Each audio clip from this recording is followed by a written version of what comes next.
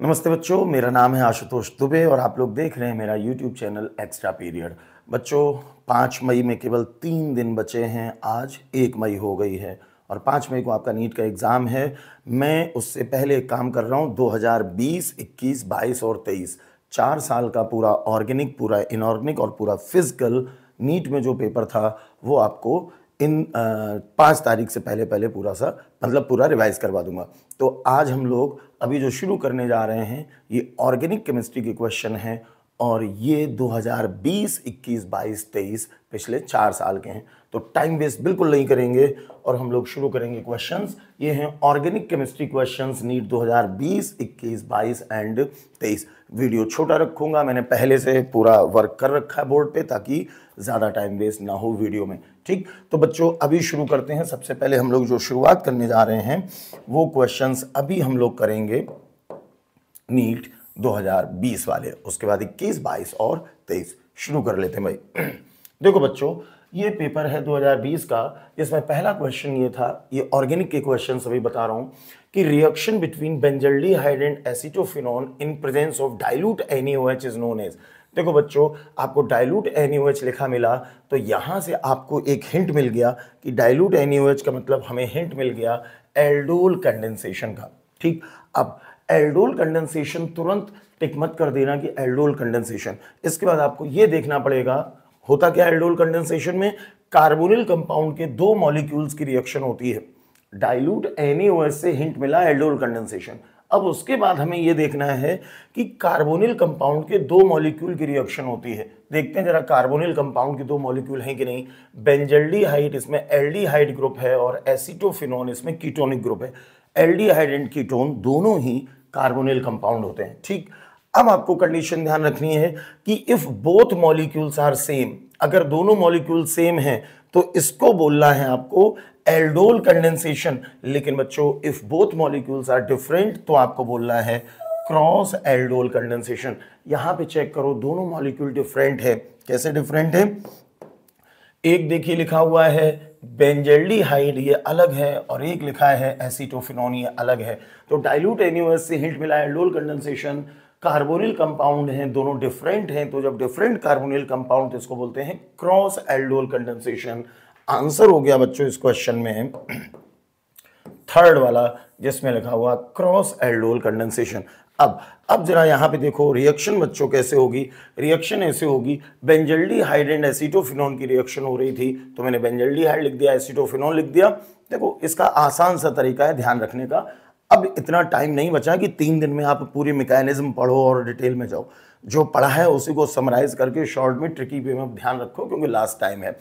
आपको बस इतना करना है यहां पे देखो ध्यान से, इसमें बस इतना करना था कि आपको यहां से हटाना था O और इसमें से हटाने थे -2H। ठीक, यहां से O हटाओ, यहां से 2H हटाओ और बस इसको पूरा जोड़ दो। तो देखो जोड़ने में क्या बचा, ये रिंग बेंजीन रिंग, फिर CH, ठीक, फिर ये O हटा तो डबल बॉन्ड जैसे था डबल बॉन्ड, यहां से 2H हटे तो बचा CH, फिर CO और ये बेंजीन रिंग जैसे लगी थी वैसे लगा दी। तो इस तरह से आंसर हो गया था इसमें क्रॉस एल्डोल कंडेंसेशन, क्योंकि 2 डिफरेंट मॉलिक्यूल थे कार्बोनिल कंपाउंड के। ठीक, इसके बाद बच्चों आते हैं नेक्स्ट क्वेश्चन पर। उससे पहले मैं ये क्वेश्चन आपको एक बार फिर से दिखा दूं, और जो मैंने तरीका पूरा लिखा था इसका स्क्रीनशॉट आपको लेना हो फटाफट ले लो।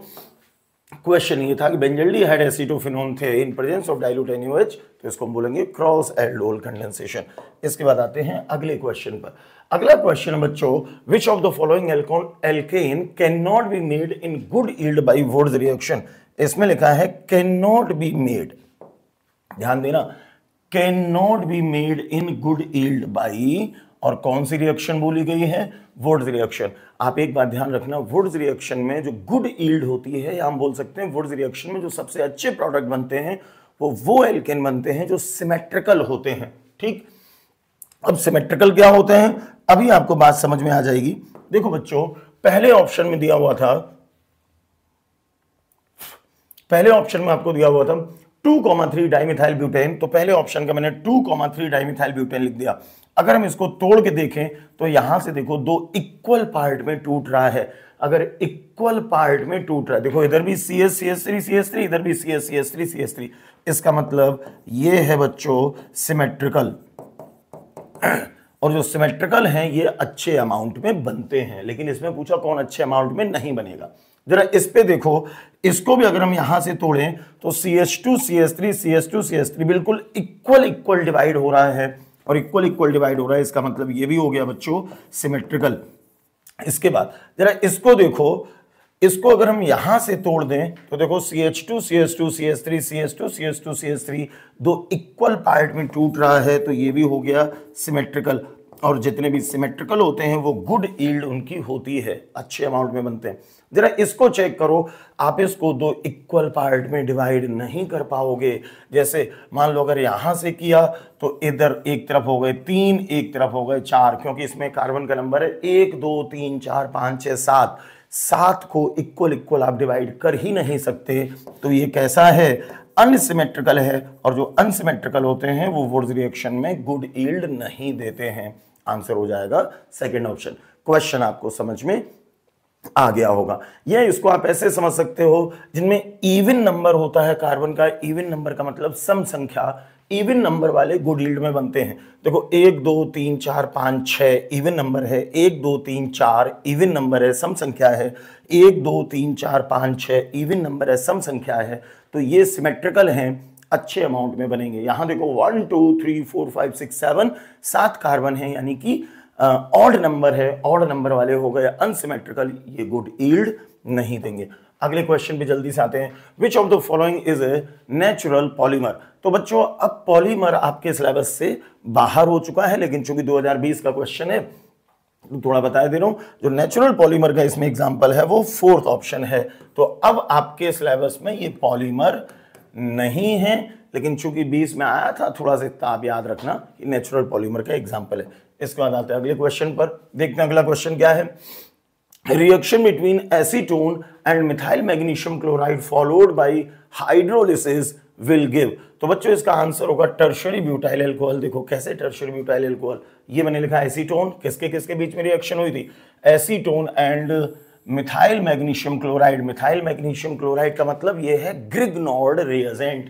तो ध्यान से देखिए, एसीटोन है, मिथाइल मैग्नीशियम क्लोराइड है, हमने क्या किया, इसको इस तरह से तोड़ा और CH3 का अटैक कराया है C पर और MgCl का कराया इस पर। ये ट्रिकी वे में अभी बता रहा हूं, क्योंकि डिटेल मैकेनिज्म का टाइम अब नहीं बचा है।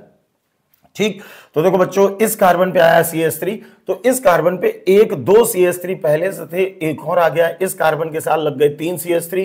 देखो इस कार्बन के साथ 1 2 3 CH3, और फिर O के साथ लग गया MgCl, O के साथ लग गया MgCl। समझ में आ गया? इस तरह से ये CH3 आया इस कार्बन पर, MgCl आया यहां पे। अब एडिशन हो रहा है तो डबल बॉन्ड की जगह पे यहां पे हो गया सिंगल बॉन्ड। फिर इसकी कराई हाइड्रोलिसिस। हाइड्रोलिसिस कराने पे ये जो बना था इसका बॉन्ड इस तरह से ब्रेक होगा कि H, ये वाटर लिखा है HOH वाटर, H दे दिया इधर, OH दे दिया इधर। तो देखो क्या बना, C के साथ CH3 CH3 CH3 और O के साथ लग गया H, यही मैंने नीचे लिख दिया, और प्लस बन गया MgOHCl, वो इधर लिख दिया। तो ये क्या बन गया है, ये टर्शियरी ब्यूटाइल अल्कोहल का फॉर्मूला लिखा है। 1 2 3 तरफ कार्बन की चेन है, तो 3 तरफ कार्बन की चेन है मतलब टर्शियरी। टोटल 1 2 3 4 कार्बन है, तो टर्शियरी ब्यूटाइल अल्कोहल आंसर हुआ सेकंड ऑप्शन। अगला क्वेश्चन देखिए, अगला क्वेश्चन है एलिमिनेशन रिएक्शन ऑफ 2 ब्रोमोपेंटेन। देखिए 2 ब्रोमोपेंटेन में पूछा है, तो 2 ब्रोमोपेंटेन, इसमें बच्चों आंसर जो है वो आपका ये है। कैसे आएगा बता रहा हूं अभी। पहले मैंने क्या किया, मैंने 2 ब्रोमोपेंटेन लिख दिया। देखो अगर हम नंबरिंग करें, यहां से नंबरिंग करें तो देखो 2 ब्रोमोपेंटेन हो गया, ये आया ऐसे 1 2 3 4 एंड 5, 2 ब्रोमोपेंटेन। अब इसका एलिमिनेशन रिएक्शन कराई, तो एलिमिनेशन कराई तो जरा देखते हैं, ये Br लगा हुआ है, तो ये हो गया अल्फा कार्बन, इसके बगल वाला हो गया बीटा, इसके बगल वाला हो गया बीटा, इधर भी बीटा कार्बन है, इधर भी बीटा कार्बन है। अब आपको एक बात ध्यान रखनी है, इधर हैं 2 हाइड्रोजन बीटा पर और इधर हैं 3 हाइड्रोजन। ध्यान देना, अगर बच्चों ये Br इस तरह से हटे कि इधर वाले बीटा कार्बन के H को, जिस पे हाइड्रोजन का नंबर है केवल 2, मैं थोड़ा इसको अलग कलर से हाईलाइट कर रहा हूं, एक तरफ बीटा कार्बन पर हाइड्रोजन है 2 और एक तरफ बीटा कार्बन पर हाइड्रोजन है 3। तो अगर इधर से प्रोडक्ट बनेगा तो बच्चों ये फॉलो होगा Z-Cef प्रोडक्ट, मतलब Z-Cef रूल। और अगर जिधर ज्यादा हाइड्रोजन है उधर से एक H निकल जाए और Br निकल जाए, तब बच्चों जो प्रोडक्ट बनेगा तो वो हॉफमैन प्रोडक्ट कहलाएगा और इसको बोलते हैं हॉफमैन रूल। ध्यान देना, जिधर कम हाइड्रोजन है उधर Z-Cef प्रोडक्ट बनता है, Z-Cef रूल फॉलो होता है। अगर ज्यादा हाइड्रोजन की तरफ का मेजर प्रोडक्ट बन रहा है तो बोलेंगे हॉफमैन प्रोडक्ट बना है, इसी को हम बोलेंगे ये हॉफमैन रूल फॉलो हो रहा है। अब इससे जब बना, क्या बना, ये क्वेश्चन में बता दिया गया, बना था पेंट टू इन बना, यानी कि ये क्वेश्चन में बताया गया पेंट टू इन। ये कब बना होगा जरा ध्यान देना ये बच्चों तब बना होगा जब ये Br हटा होगा और यहां से एक H हटा होगा, तो बना CH3CH2CH, यहां आ गया डबल बॉन्ड CH और CH3, देखो यही बन गया। तो जब इस वाले कार्बन से ये H हट रहा है तो कौन सा प्रोडक्ट बना है, Z-Cef प्रोडक्ट बना है, यानी कि कौन सा रूल फॉलो हुआ, Z-Cef रूल फॉलो हुआ। हाइड्रोजन भी निकलता है, Br भी निकलता है, तो ऐसी रिएक्शन जिसमें हाइड्रोजन एंड Br दोनों निकलते हैं इसको बोलते हैं डिहाइड्रो हेलोजनेशन। डी माने निकलना, हाइड्रो माने हाइड्रोजन, हेलोजन माने हेलोजन। तो बच्चों 1 2 3 इसमें करेक्ट है। कैसे, देखो ये बीटा एलिमिनेशन रिएक्शन है। बीटा एलिमिनेशन कैसे इसको बोल दिया, क्योंकि बीटा कार्बन से H निकला है। इसके बाद ये भी सही है, फॉलो Z-Cef रूल, क्योंकि इधर वाला क्वेश्चन में बोला गया पेंट टू इन बना, तो यही Z-Cef प्रोडक्ट होता है, Z-Cef रूल। अगर इधर वाला मेजर होता तो बोल देते हॉफमैन रूल फॉलो हुआ, ठीक, अगर इधर वाला मेजर बनता तो। और उसके बाद हाइड्रोजन निकल रही, हेलोजन निकल रही, इस वजह से इसको बोल देंगे डिहाइड्रोहेलोजिनेशन। क्लियर हो गया होगा। इसके बाद आते हैं नेक्स्ट क्वेश्चन पर, N alkene on ozonolysis give methanol. बच्चों जरा ध्यान दो, क्वेश्चन में बोला गया है एक एल्कीन है जो मिथेनॉल दे रहा है, और ये कौन सा होगा, मिथेनॉल का मतलब हो गया कि HCHO, ठीक, मिथेनॉल का मतलब SCHO। ओजोनोलिसिस में होता क्या है, ओजोनोलिसिस में कुछ नहीं, आपको केवल इतना करना है, डबल बॉन्ड को तोड़ना है, एक O इस कार्बन पे लगाना है, एक O इस पे। क्या इससे कॉमन सेंस लगाओ HCHO बन सकता है, नहीं। इसको तोड़ा, एक O इधर एक O इधर, इसमें भी नहीं बन सकता। यहां पे तोड़ा तो एक O इधर एक O इधर, इसमें भी नहीं बनेगा HCHO। लेकिन जरा इस पे ध्यान दो, इसको जब तोड़ेंगे, जो सेकेंड ऑप्शन में लिखा हुआ है, ध्यान देना, इसको तोड़ा, एक O दिया इधर एक दिया इधर, तो देखो यहां से क्या बना, ये देखो ये बना CH2O, CH2 के साथ लग गया O, दैट इज यही क्या है, अर्थात अगर हम इसके दोनों H जो हैं अलग अलग करके लिखें तो एकदम क्लियर आ जाएगा। 2 H थे, एक H मैंने अलग लिख दिया, तो क्या बचा, फिर बचा CHO, तो बन गया CHO और ये बन गया मिथेनॉल। तो मिथेनॉल यही है, फॉर्मेल्डिहाइड को ही मिथेनॉल बोलते हैं। फॉर्मेल्डिहाइड कॉमन नेम है, मिथेनॉल IUPAC नेम है। आंसर हो गया सेकेंड ऑप्शन। तो ओजोनोलिसिस में कुछ नहीं करना, बस डबल बॉन्ड को तोड़ना है, दोनों कार्बन पे OO लगाना है और इस तरह से चेक कर लेना है। इसके बाद आते हैं बच्चों अगले क्वेश्चन पर। अगला क्वेश्चन है paper chromatography is an example of. तो ये बच्चों थोड़ा सा आपको याद रखना पड़ेगा। तो इसमें पेपर क्रोमेटोग्राफी में आप चाहो तो ट्रिकी वे में से याद कर लो कि पेपर P और पार्टीशन P, ये पार्टीशन क्रोमेटोग्राफी का एग्जांपल होता है, ठीक, PP paper chromatography example of partition chromatography, ठीक। नेक्स्ट क्वेश्चन पर आते हैं। अगला क्वेश्चन है which of the following is a basic amino acid. बच्चों क्वेश्चन में हमसे पूछा गया है बेसिक एमिनो एसिड। ये 4 ऑप्शन दिए हैं, इनके स्ट्रक्चर आप स्क्रीनशॉट ले सकते हैं या कॉपी पे नोट कर सकते हैं। एलेनिन ये मैंने बना दिया, टायरोसिन ये मैंने बना दिया, लाइसिन सी वाला लाइसिन ये बना हुआ है, और उसके बाद सेरीन ये बना हुआ। अब पूछे बेसिक, जरा ध्यान दो, इसमें एक NH2 है, एक COOH है, दोनों का नंबर बराबर बराबर है। NH2 बेसिक ग्रुप होता है और COOH एसिडिक, बेसिक और एसिडिक ग्रुप बराबर बराबर है। इसमें देखो एक NH2 है, एक COOH है, बेसिक और एसिडिक ग्रुप बराबर बराबर है। इसमें जरा देखो NH2 कितने हैं, ध्यान देना बच्चों, एक NH2 ये, एक NH2 ये, NH2 है 2, जबकि COOH केवल एक। बेसिक ग्रुप ज्यादा है, एसिडिक ग्रुप कम है, तो बेसिक ग्रुप ज्यादा है, इसका मतलब यही हो गया बेसिक, कौन सा, C वाला लाइसिन। इसके बाद देखो सेरीन, ये स्ट्रक्चर बना हुआ है, इसमें बेसिक ग्रुप भी NH2 1 और एसिडिक ग्रुप COH भी 1। तो ऐसा ऑप्शन देखना था जिसमें बेसिक ग्रुप NH2 ज्यादा थे और COOH कम थे, ऐसा केवल होता लाइसिन में। तो ये स्ट्रक्चर अगर आपको याद है तब तो ये क्वेश्चन हो पाएगा, याद नहीं है तो क्वेश्चन नहीं हो पाएगा। इसके बाद आते हैं अगले क्वेश्चन पर। अगला क्वेश्चन है सुक्रोज ऑन हाइड्रोलिसिस के लिए कार्बोहाइड्रेट से है। तो बच्चों ये रिएक्शन बड़ी पॉपुलर है और बहुत बार ये एग्जाम में आई है, आप इसको सीधे सीधे याद कर लो भी कि सुक्रोज के हाइड्रोलिसिस से alpha D glucose and beta D fructose बनते हैं कार्बोहाइड्रेट में। ये बड़ी इंपॉर्टेंट रिएक्शन है। तो sucrose alpha D glucose beta D fructose, alpha D glucose beta D fructose, याद रखना इसको। इसके बाद अगले क्वेश्चन पे आते हैं।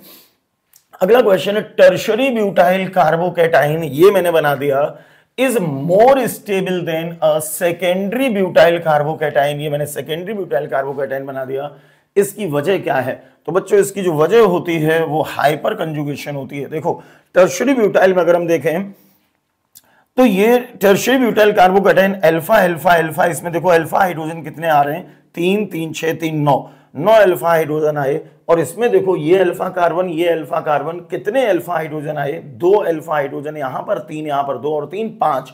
जिसमें अल्फा हाइड्रोजन का नंबर ज्यादा उसमें हाइपर कॉन्जुगेशन ज्यादा और उसी की स्टेबिलिटी ज्यादा। इसमें अल्फा हाइड्रोजन का नंबर है 9, अल्फा हाइड्रोजन का नंबर ज्यादा है, इसका मतलब इसमें हाइपर कॉन्जुगेशन ज्यादा है और हाइपर कॉन्जुगेशन ज्यादा है तो इसकी स्टेबिलिटी होगी ज्यादा। तो इसकी जो वजह थी वो थी हाइपर कॉन्जुगेशन। इसके बाद नेक्स्ट क्वेश्चन, अगला क्वेश्चन है आइडेंटिफाई कंपाउंड X। ध्यान दो बच्चों, इस क्वेश्चन में कंपाउंड X पूछा है, ये जो बीच में इंटरमीडिएट बना था वो, in the following sequence of reaction. इसके लिए पहले आपको ये देखना पड़ेगा कि फाइनल प्रोडक्ट क्या बना है। फाइनल प्रोडक्ट बना है CHO। ये बच्चों CHO तभी पॉसिबल है जब जो X है वो इस तरह से रहा हो। क्यों इस तरह से रहा हो? अगर इसके 2 H हटा के 2 Cl लगाएंगे और उसके बाद जब हाइड्रोलिसिस करेंगे तो क्या होगा, Cl की जगह पर आ जाएगा OH। और जब सेम कार्बन पर 2 OH लगे हैं तो इससे वाटर इस तरह से आप निकाल देना और इस तरह से वाटर निकला, क्या बचा, CHO, जो कि हमारा प्रोडक्ट था। तो CHO ग्रुप तभी आ सकता है जब यहां पर 2 OH रहे हों और 2 OH तभी हो सकते हैं जब यहां पर 2 Cl रहे हों। और इस तरह से ये लिखा हुआ है सेकंड ऑप्शन में, इस कार्बन पे 2 Cl थे। ये हो गया आंसर। ठीक, ये रूल आपको पता होगा, अगर सेम कार्बन पर एक से ज्यादा OH होते हैं तो वहां पर ये लेस स्टेबल होते हैं। अगर OH 2 लगे हैं तो H2 निकाल दो, एल्डिहाइड बन जाता है। और मान लो बच्चों अगर ऐसा हो कि कहीं पर COH OH और OH, मान लो 3 OH लगे हों तो यहां पर भी वही तरीका करना कि 3 अगर लगे हैं तो OH और H ऐसे निकाल देना और क्या बन जाएगा C और क्या बचा OOH और ये बन जाता है कार्बोक्सिलिक एसिड। तो अगर सेम कार्बन पर 3 OH हैं तो COOH ग्रुप आएगा, सेम कार्बन पर 2 OH हैं तो ऐसे वाटर निकाल के कार्बोनिल ग्रुप यहां पर आ जाएगा। आंसर हो गया इस क्वेश्चन का सेकंड ऑप्शन। इसके बाद अगले क्वेश्चन पर आते हैं। अगला क्वेश्चन है anisole on cleavage with HI give. बच्चों ये क्वेश्चन जो है वो 2023 में भी था, 2020 के अभी ये क्वेश्चंस हैं। ये बना हुआ है एनी सोल, बहुत आसान सा तरीका है, आपको कुछ नहीं करना है बच्चों, आपको बस बॉन्ड को ब्रेक कर देना है। ट्रिकी वे में इसको ध्यान रखो, बॉन्ड को ब्रेक कर देना है और ब्रेक करके O को दे देना है H और जो कार्बन की चेन उसको दे देना I। तो ये बेंजीन के साथ O लग गया H तो बन गया देखो फिनॉल और प्लस CH3 के साथ लग गया I, CH3I। तो फिनॉल प्लस CH3I ये किस ऑप्शन में लिखे हैं, D ऑप्शन में लिखे हैं, तो इसका आंसर हो गया D ऑप्शन। ठीक, इस तरह से ये रिएक्शन हो जाएगी। ज्यादा टाइम वेस्ट नहीं करना है, मैं इसीलिए जल्दी जल्दी कर रहा हूं क्योंकि अब 3 दिन केवल एग्जाम में बचे हैं, टाइम वेस्ट करने का टाइम नहीं है। Which of the following amine will give carbylamine test. बच्चों जरा ध्यान दो, इसमें बोला गया कार्बिल अमीन टेस्ट। अभी मैंने आपको ये सारे टेस्ट वगैरह रिवाइज करवाए हैं, ठीक है, तो वो बहुत इंपॉर्टेंट क्लास थी, उस क्लास को हल्के में मत लेना। आपको 10 से 12 क्वेश्चन आप देख लेना, 10 से 12 क्वेश्चन आपको उसी क्लास, उन्हीं 2 क्लास से मिल जाएंगे, जो 2 क्लास में पूरी ऑर्गेनिक रिवाइज करवाई है। 10 से 12 क्वेश्चन मिलेंगे, मेरी गारंटी है, 3 दिन पहले अनाउंस करे दे रहा हूं। और 5 मई को जब पेपर देने आना तो उन दोनों क्लास में जो रिवाइज करवाया था, एक तरफ उसको रखना और एक तरफ अपना नीट का पेपर रखना। उन्हीं 2 क्लास से 10 से 12 क्वेश्चन एज इट इज मिलेंगे मिलेंगे मिलेंगे मिलेंगे मिलेंगे। 3 दिन पहले से मैं अनाउंस कर रहा हूं पूरी गारंटी के साथ। तो कार्बिल अमीन टेस्ट बच्चों, कार्बिल अमीन टेस्ट क्या होता है? तो इसमें बस आपको इतना ध्यान रखना है कि कार्बिल अमीन टेस्ट जो होता है वो प्राइमरी अमीन देते हैं। और प्राइमरी अमीन कौन से? दोनों तरह के, एलिफेटिक भी जिसमें RNH2 इस तरह से हो, एंड एरोमेटिक भी जिसमें बेंजीन के साथ में ऐसे NH2 लगा हो। तो एलिफेटिक एंड एरोमेटिक दोनों तरह के प्राइमरी अमीन कार्बिल अमीन टेस्ट देते हैं। सारे टेस्ट, जितने टेस्ट वेस्ट हैं, ये सब मैं आपको रिवाइज करवा चुका हूं। तो उन क्लासेस को बहुत सीरियसली अब एक बार देख लेना जो भी मैंने बताया था। तो आपको ऐसा ऑप्शन देखना है जिसमें प्राइमरी अमीन RNH2 टाइप या फिर इस तरह से एरोमेटिक वाला दिया हुआ हो। जरा इसमें देखो ये क्या है, यहां पर लगा हुआ है NHCS3, इसका मतलब NH लगा हुआ है। ये कैसा है? ये सेकेंडरी अमीन है। इसमें देखो N के साथ में 2 कार्बन की चेन इधर और फिनाइल ग्रुप इधर, ये कैसा है? टर्शरी है। इस पे देखो NH लगा, ये कैसा है? सेकेंडरी है। और ये देखो एरोमेटिक वाला प्राइमरी अमीन है। ठीक, aromatic primary amine NH2 group लगा हुआ। और इसमें मैंने बताया है कि कार्बिल अमीन टेस्ट देते हैं। तो आंसर हो गया 4। तो इस तरह से बच्चों ये जो क्वेश्चंस थे, ये सारे क्वेश्चंस अभी आपने किए हैं नीट 2020 ऑर्गेनिक के। इसको अभी मैं पार्ट 1 मान के चल रहा हूं, लंबा वीडियो नहीं बनाऊंगा। इसके बाद इसको आप जल्दी से रिवाइज करो। इसके तुरंत बाद में आपको 2021 के क्वेश्चंस, उसके बाद 2022 के और उसके बाद 2023 के। और ये केवल ऑर्गेनिक नहीं, ऑर्गेनिक, इनऑर्गेनिक, फिजिकल, तीनों के ही 2020 से लेकर 23 तक के क्वेश्चंस आपको मैं अगले 2 दिन के अंदर अंदर सारे के सारे रिवाइज करवा दूंगा। ठीक बच्चों, तो अच्छे से पढ़ते रहो, टाइम वेस्ट इधर उधर करना नहीं। लंबे लंबे वीडियो किसी के भी मत देखना, छोटे छोटे वीडियोस देख के इनको फटाफट रिवाइज करो। ठीक बच्चों, all the best, love you, bye बच्चों, ऑल द बेस्ट।